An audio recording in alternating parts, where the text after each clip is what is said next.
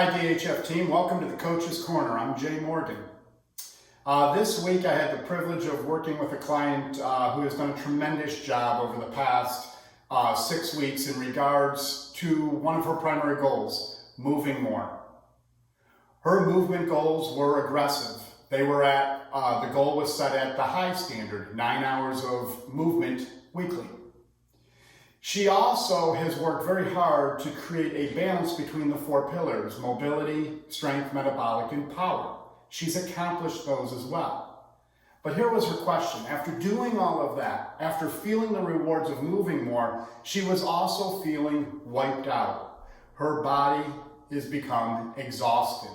Her muscles have become tight. Her hips aren't as fluid as they used to be. And she said, why is that? I've accomplished all of the balance between the 4 pillars. And so dug in a little bit more and started to identify what she was doing within those pillars. And then I asked her for just some time for reflection. And I sat back and I looked at it and I said to myself, when my body sends me a message similar to hers, that I have, my hips are tight, my muscles are sore, my energy is down, somewhere there's an imbalance occurring. And we know the body strives actually for balance. So where would this imbalance occur? You have performance workouts on one side, and you have recovery activities on the other. And it's really, the body demands that they're working together in synergy. Not always going to be perfect, but relatively close. You want to work out this hard? This is what you have to do from a recovery standpoint. If you're spending all your time just recovering and you're not working out hard, you're going to have other challenges that arise energetically, emotionally, hormonally. So it's always looking at that balance. And what we did here, when I looked at recovery from the 4 pillars, I start to look more at mobility and metabolic. When I asked metabolic can be, metabolic conditioning can be activities that are light, long-lasting. For example, taking a walk or a leisurely bike ride versus high-intensity interval training, or activity that you're going to do as much work as you possibly can in a given time with no rest. So it plays around with the work-to-rest ratio, where activities like going for a walk fall under the metabolic, but also have a recovering or a renewing property to them. What I found out there from her metabolic is most of it was high intensity.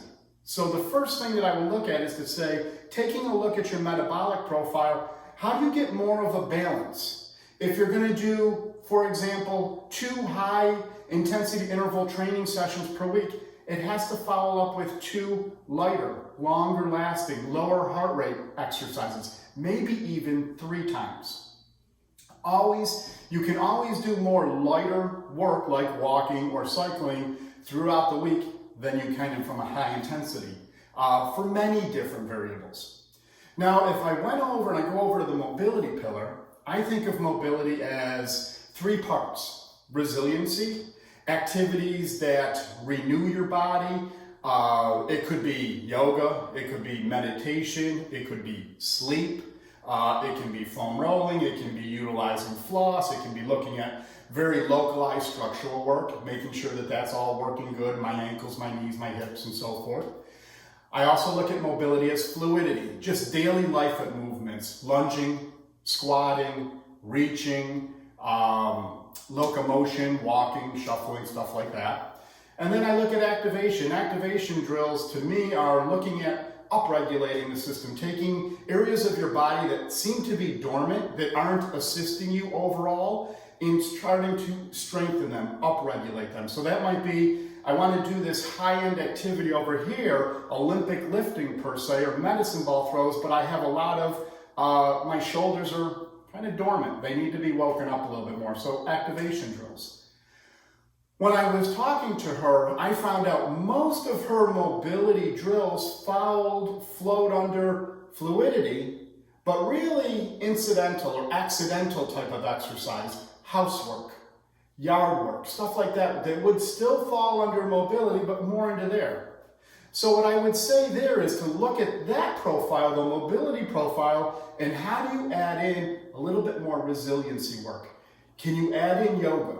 Can you add in taking a nap throughout the day, a nap a day? Can you add in meditation, something of that nature? Or maybe it's simply foam rolling, but to take that profile and make it a little bit more organized and not so skewed just on accidental exercise, which, by the way, I'm a big believer in. But in this regards, if your body is sending you a signal that it's tight, that it's beaten down, you have to look at that pillar and start to address that a little bit more.